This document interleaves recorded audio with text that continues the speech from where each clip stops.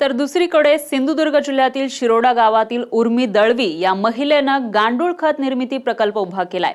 यातून वर्षाला 300 टन गांडूळ खत निर्मिती होतीये। तर 2002 साली त्यांनी हा प्रकल्प सुरू केला। अगदी कमी प्रमाणामध्ये खत निर्मिती होत होती। आता 140 गांडूळ खतांचे वाफे त्यांच्याकडे आहेत आणि गांडूळ खताला गोवा स्थानिक मार्केट उपलब्ध आहे आणि मागणी ही चांगली आहे। त्यामुळे मार्केटमध्ये 8 रुपये किलो इतका दर मिळतोय आणि 2 रुपये निव्वळ नफा मिळतोय। तर महिन्याला 40 ते 50 हजार रुपयांचा नफा त्यांना मिळतोय।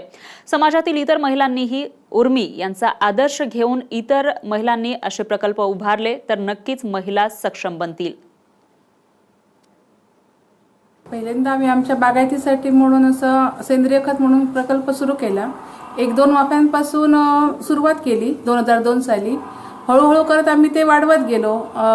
राहिलेलं खत विक्रीस काढलं। म्हणता चांगला जम बसायला लागला, ऑर्डर्स यायला लागल्या। मग असं करता करता आम्ही ते वाढवत नेला प्रकल्प। आज आम्ही वर्षाला 300 टन पर्यंत उत्पादन घेतोय। मागणी चांगली आहे। जास्ती करून गोव्यात जातं आमचं।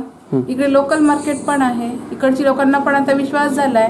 अगदी भात शेतीपासून मिरच्या, फुलझाडं सगळ्यांना ते लोक वापरतायत आणि अगदी म्हणजे लोकांना विश्वास झाला आमच्या गांडूळ खतावर आणि घेऊन जात आहेत चांगल्यापैकी।